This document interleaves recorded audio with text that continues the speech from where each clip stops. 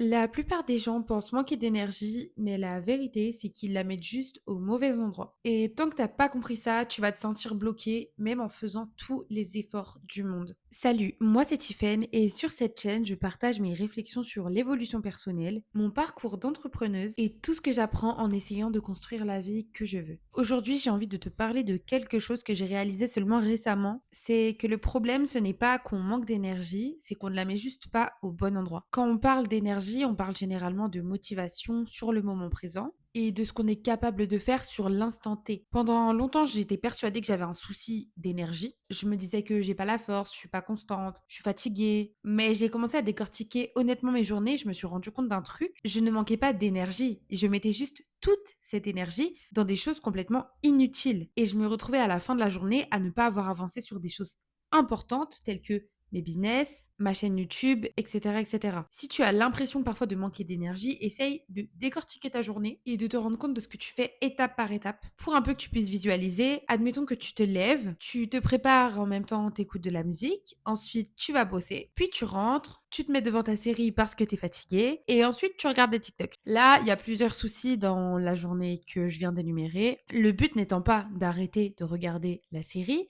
ou d'arrêter de regarder des TikTok. Le but est de restructurer ta journée pour te permettre de regarder une partie de ta série, mais d'être tout autant productif dans les tâches importantes que tu dois faire à côté de ça. Et là, je vais te donner l'exemple d'une journée mieux structurée, toujours dans le même cas que le cas précédent. Tu te lèves, au lieu d'écouter de la musique, t'écoutes un podcast, bien évidemment sur un sujet instructif, puis tu vas au travail et en rentrant, tu regardes ta série pour un petit peu décrocher. Et à la fin, au lieu de passer 1 heure, 2 heures à regarder des TikTok, tu changes cet emploi du temps et à la place, tu passes par exemple 1 heure, une demi-heure, 2 heures si tu peux, à travailler sur ton business. Et là, tu auras eu une journée productive. Il y a une manière de faire qui aide pas mal les gens et notamment ceux qui ont beaucoup de mal à être organisés, c'est de faire des listes tout en structurant leur journée. Faut pas hésiter à faire un planning de tout ce que tu dois faire heure par heure pour que ta journée soit calculée. Je sais que ça fonctionne pas pour tout le monde. Moi, j'ai un peu de mal avec ça, mais je sais qu'il y a des gens pour qui ça fonctionne très bien et ça les aide beaucoup à restructurer leur journée. Par exemple, pour ma part, j'ai pas, comme je vous l'ai dit, 1 heure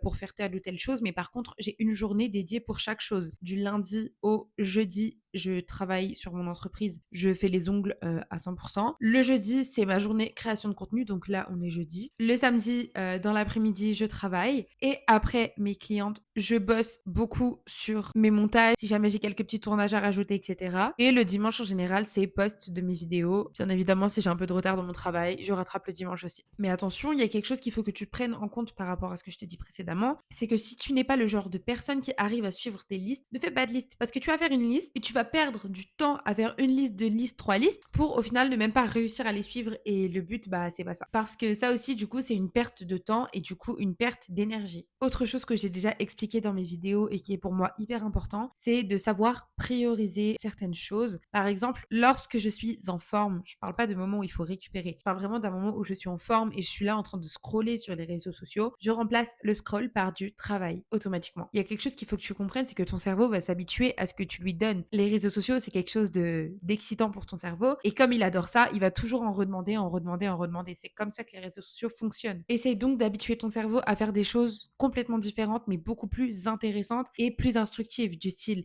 lire, écouter des podcasts, te former ou encore écrire. Donc, n'hésite pas. Il y a aussi une chose dans laquelle on donne souvent notre énergie et ça, on s'en rend compte toujours beaucoup trop tard, c'est dans les relations amicales ou amoureuses. Par exemple, tu as un ami qui te propose régulièrement de sortir, d'aller boire des verres ou d'aller en boîte de nuit, d'aller faire du shopping. Je ne dis pas que cette personne est automatiquement une mauvaise influence. Pas du tout. Ce que je dis, c'est que cette personne aura tendance, sans même s'en rendre compte et sans même que toi, tu t'en rendes compte, à te tirer un petit peu vers le bas. Par exemple, le fait d'aller faire du shopping, ça va par exemple te faire dépenser dans des choses que toi, tu n'avais pas prévues, là où tu aurais pu, je sais pas, bosser sur tes business, etc., au lieu d'aller dépenser de l'argent. Ou alors cet argent-là, tu aurais pu le mettre par exemple dans une formation ou l'investir dans un projet. Ou alors, autre exemple, un soir, tu avais décidé de bosser sur ton projet, tu avais fait ta petite liste, etc. Et puis d'un coup, tu as cet ami qui te dit allez, on sort, on va boire un verre, j'ai envie de sortir, etc. Bah toi, tu vas dire quoi? Tu vas dire oui, parce que ça te tente bien d'aller sortir avec ta copine. Mais du coup, cette copine t'a un petit peu dévié de ta trajectoire. Attention, bien évidemment, à prendre avec des pincettes. Faut pas non plus que tu te prives d'absolument tout. C'est important de sortir. Moi, je suis la première à sortir avec mes copines. Mais il faut savoir avoir un temps pour tout et catégoriser les choses que tu considères comme importantes. C'est-à-dire que si tu as décidé que ce soir, tu avais un truc important à faire, tu fais ce truc et plus tard, tu sortiras avec ton ami. Parce que là, ce qui se passe, c'est que du coup, ton énergie aura été déplacée au mauvais endroit. Et du coup, ça revient sur le fait que ça peut être intéressant pour certaines personnes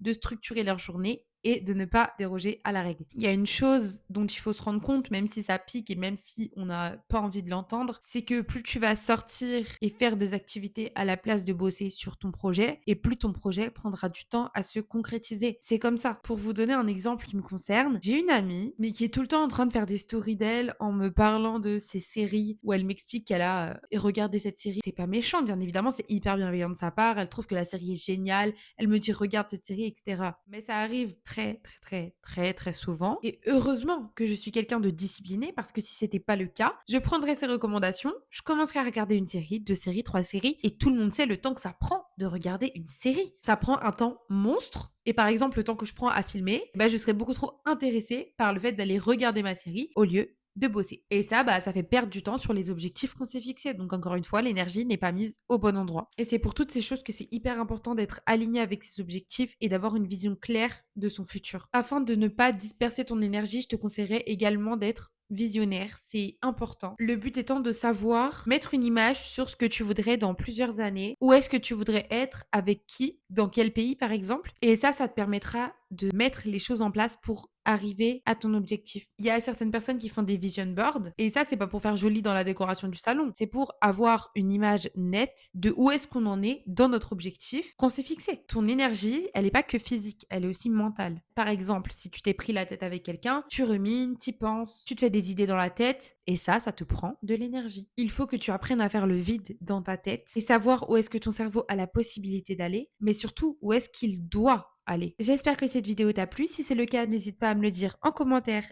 et me laisser un petit like pour m'encourager. Je te fais des gros bisous et je te dis à dimanche prochain. Ciao!